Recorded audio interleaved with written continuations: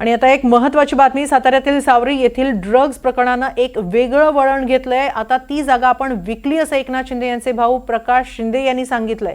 मात्र बॅकवॉटर जमीन विकता येत नाही, यात संशय असून माफियांवर कारवाई झालीच पाहिजे अशी मागणी सामाजिक कार्यकर्ते विजय कुंभार यांनी केली आहे। त्यांच्याशी बातचीत केली आमचे प्रतिनिधी अविनाश पवार यांनी।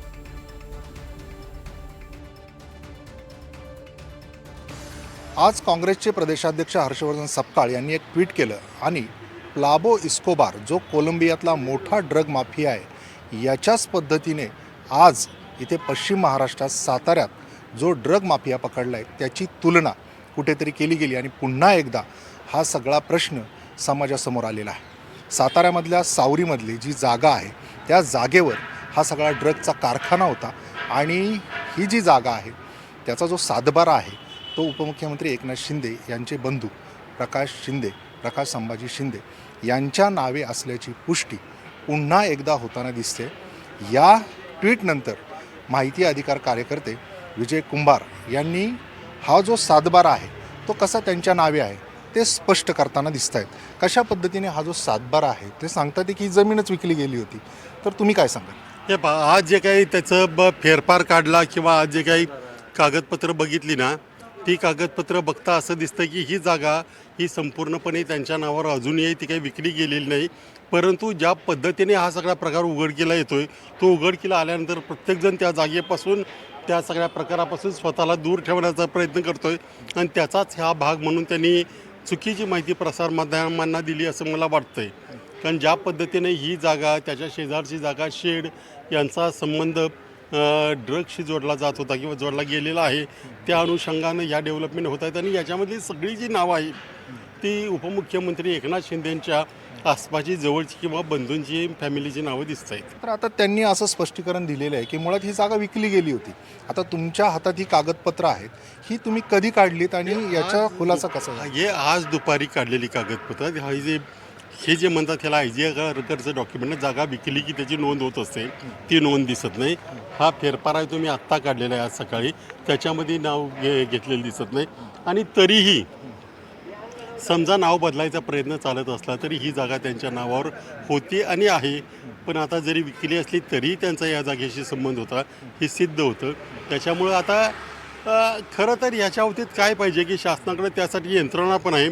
असं काही जर चुकीचे आरोप झाले तर त्याचा खुलासा करायची, परंतु अजून तसा खुलासा आलेला नाही आणि उपमुख्यमंत्री याच्यावर काही बोलत नाहीत। कदाचित सगळ्या गोष्टींचा पुरावा नष्ट केल्यानंतर ते बोलणार असतील असं असेल कदाचित, त्यामुळे एवढ्या लवकर काही बोललेलं नाहीत ते। याच्यामध्ये धरणाच्या बॅकवॉटरमधली जागा आहे असं समजतं, कोणतं धरण आहे आणि बॅकवॉटरमधली जागा विकता येते का आपल्याला? मुळात बॅकवॉटरमध्ये कुठलंही धरण नसो त्याचा प्रश्न आहे। ते बॅकवॉटर ही जागा शासनाने अक्वायर केलेली असते आणि तिथं कुठलंही पक्कं बांधकाम काही करता येत नाही, विकता येत नाही।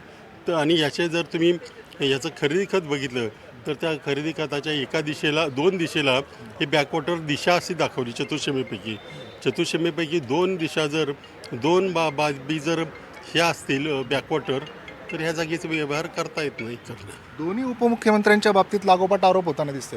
एकीकडं उपमुख्यमंत्री अजित पवार यांच्या मुलाच्या पार्थ पवारच्या सहभागाबद्दल आणि आता पुन्हा एकनाथ शिंदेंच्या बंधूबद्दल, हे जाणून बुजून होते का कुठे? कशासाठी जाणून बुजून? त्यांनी केलंय म्हणून होतं, केलंच नसतं तर जाणून बुजून कसं करता आलं असतं? हा जो कागद आहे तो काय माझ्या घरी तयार होणार होता का? हा कागद तयार झाला आहे, तिथं कोणतरी सापडलंय, ते सापडलं मग त्यांनी जाणून बुजून ठेवली होती का तिथे लोक? आता उघडकीला आल्यानंतर मग त्याला राजकीय वळण देण्याला काहीच अर्थ नाही।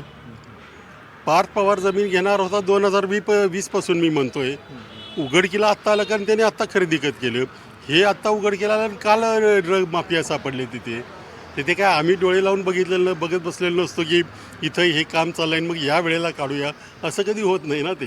निश्चितच। तर हे होते माहिती अधिकार कार्यकर्ते विजय कुंभार आणि खरं तर संपूर्ण महाराष्ट्रालाच हा प्रश्न पडलेला आहे।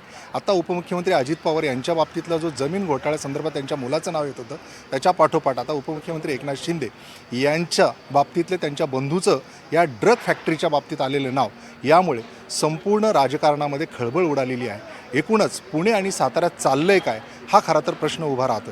आता या बाबतीत सापेक्षपणे म्हणजे पारदर्शकपणे याच्यावर कारवाई होणार का? आणि ज्या पद्धतीने जनसामान्यांना प्रश्न पडलेले आहेत की हे एका पदावर असताना याची जी काही कारवाई होईल ती तशा पद्धतीने होईल का, या बाबतीतली प्रश्नचिन्ह हे दूर करण्याचं काम आता शासनाचंच आहे. कॅमेरामन निकेतन मानेसह अविनाश पवार, NDTV मराठी, पुणे.